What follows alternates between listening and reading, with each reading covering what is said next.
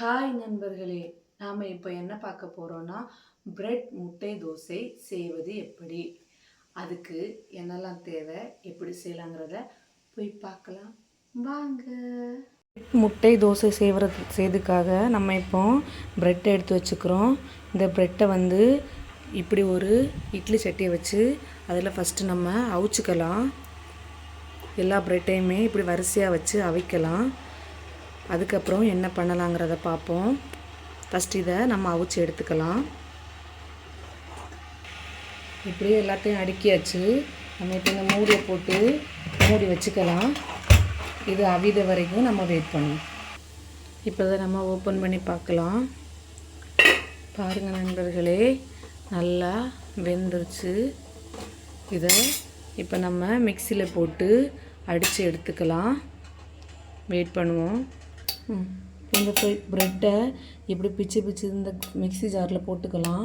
இதுக்கு கூட ஒரு 2 முட்டை உடச்சி ஊற்றிக்கலாம். உடச்சி ஊற்றிட்டு இதை மிக்சியில் நல்லா அடிச்சுக்கலாம். வாங்க நம்ம இதை அடிச்சுட்டு வருவோம். இந்த பருவத்தில் அடித்து எடுத்துகிட்டு வந்துட்டு நம்ம இதுக்கு கூட இந்த சின்ன இதில் கொஞ்சம் சீனியை ஆட் பண்ணிக்கலாம். அப்புறமா இதுக்கு கூட கொஞ்சம் தண்ணியை மிக்ஸ் பண்ணி மறுபடியும் அடிச்சுட்டு வருவோம். இப்படி இந்த பருவம் வர்ற அளவில் அடித்து எடுத்துகிட்டு வரணும். இப்போ இதை நம்ம ஒரு பாத்திரத்தில் மாற்றிக்கலாம்.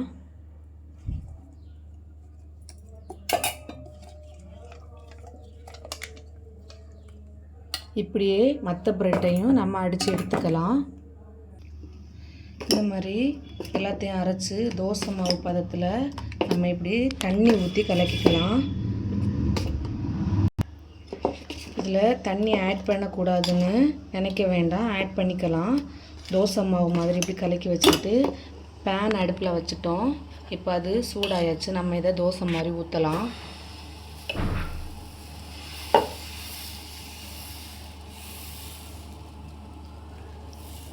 தோசை மாதிரி ஊற்றிக்கிட்டு இதுக்கு மேலவே கொஞ்சம் நெய்யும் ஆட் பண்ணிக்கலாம்.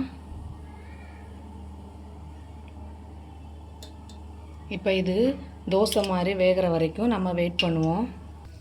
இப்போது தோசை வெந்துருச்சு. நம்ம இது ரொம்ப சாஃப்டாக இருக்கும். அதனால் இது பிஞ்சு போகாத அளவில் நம்ம இதை இப்படி எடுத்து இப்படி மறைச்சி போட்டுக்கணும்.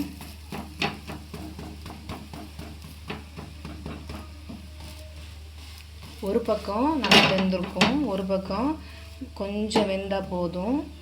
ரொம்ப டேஸ்ட்டாக இருக்கும்.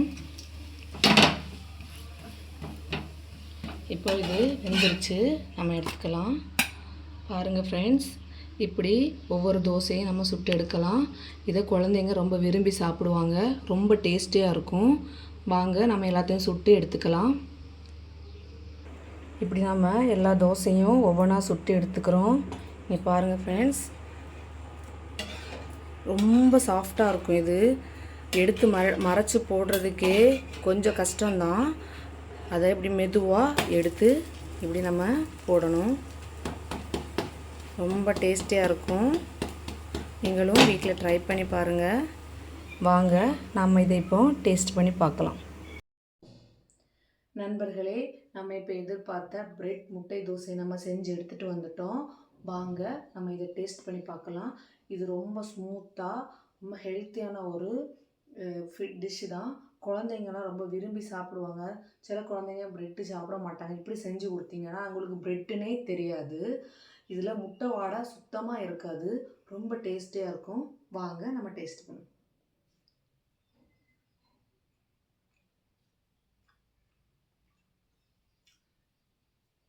ரொம்ப சாஃப்டாக இருக்குது.